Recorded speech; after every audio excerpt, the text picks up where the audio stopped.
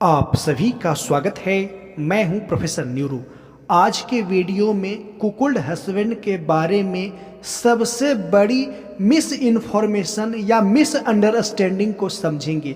वो miss understanding ये है कि कुकुल्ड हस्बैंड अपनी वाइफ को प्रोस्टिट्यूट की तरह इस्तेमाल करता है। जो व्यक्ति ऐसा सोचते हैं पहले वो इस वीडियो को ध्यान से सुने समझे, तब इस अवधारणा को अपने अंदर रखें कि कुकुल्ड हस्बैंड अपनी वाइफ को एकदम प्रोस्टिट्यूट की तरह इस्तेमाल करता है। तो पहले प्रोस्टिट्यूशन को समझते हैं कि देह व्यापार क्या है और कुकुल्ड हस्बैंड क्या अपनी वाइफ से ऐसा करवाना चाहता है या करता है, और यदि कुकुल्ड हस्बैंड ऐसा करता है तो वह देह व्यापार में आता है कि नहीं आता है।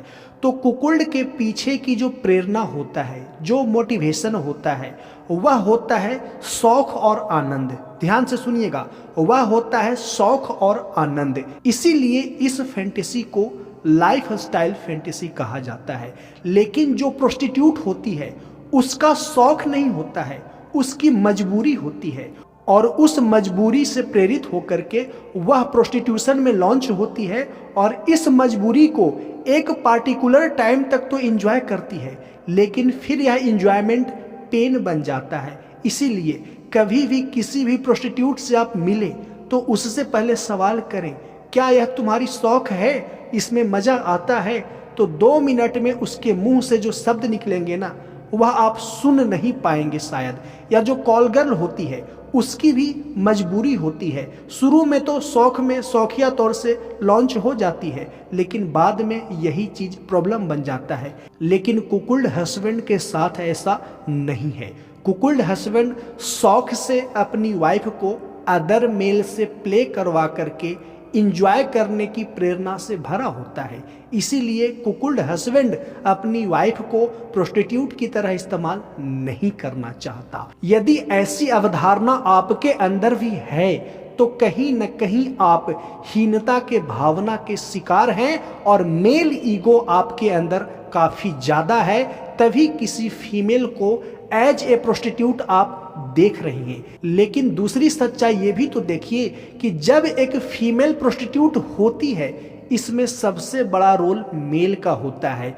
मेल उसके ग्राहक बनते हैं, पैसे दे करके ग्राहक बनते हैं। तो एक फीमेल एज ए प्रोस्टिट्यूट जितना गलत है उससे कहीं ज्यादा गलत मेल है। इसीलिए मैं कह रहा हूं कि यदि आप हीनता की भावना के प्रभाव में आकर के, मेल ईगो के प्रभाव में आकर के किसी भी फीमेल के प्रति प्रोस्टिट्यूट वर्ड का उपयोग कर रहे हैं तो पहले सावधान हो जाइए।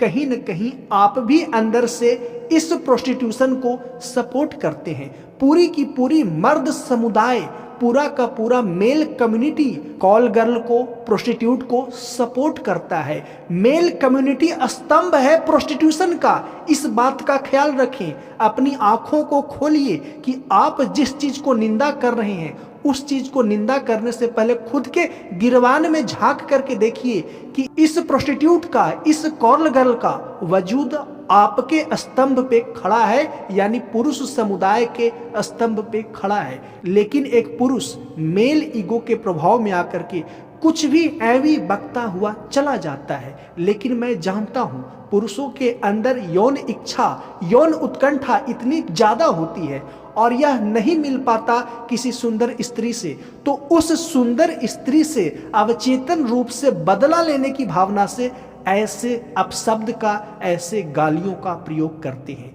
तो जो व्यक्ति कुकुल्ड हस्बैंड के प्रति नकारात्मक वर्ड यूज करते हैं वो समझ गए होंगे कि ऐसा नहीं है।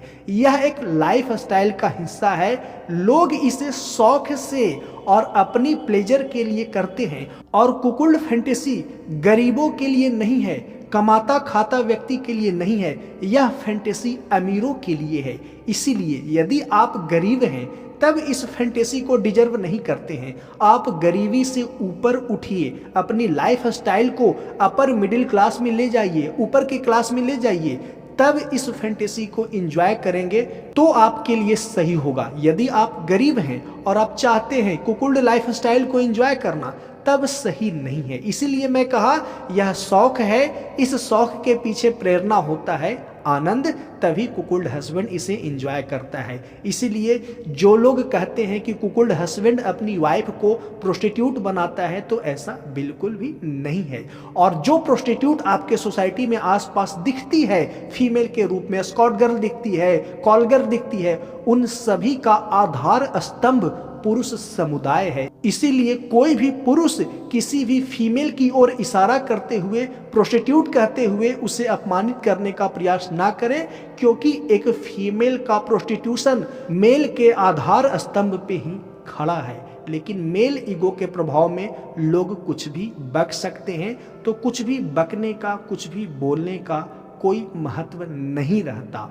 और अंत में नोट के रूप में ध्यान रखें, यौन क्रिया, यौन व्यवहार, यौन आनंद काफ़ी ही बेहतर चीज़ें हैं। एक व्यक्ति के जीवन में सबसे ज़्यादा जो आनंद देने वाली चीज़ है वह है यौन क्रिया। इसीलिए इस क्रिया को काफ़ी ही पवित्रता से, काफ़ी ही प्रेम से, आपसी सहमति से, एक दूसरे के मान सम्मान और गरिमा का ख्याल रखते हुए किया जाना चाहिए। और यौन क्रिया को लेकर के, यौन आनंद को लेकर के किसी भी प्रकार के क्राइम या उपद्रव आपके द्वारा नहीं होना चाहिए। इसी में यौन क्रिया की खूबसूरती है। आई होप कि इस वीडियो का जो उद्देश्य था वह पूरा हुआ। मिलते हैं नेक्स्ट वीडियो में। वीडियो को देखने के लिए धन्यवाद।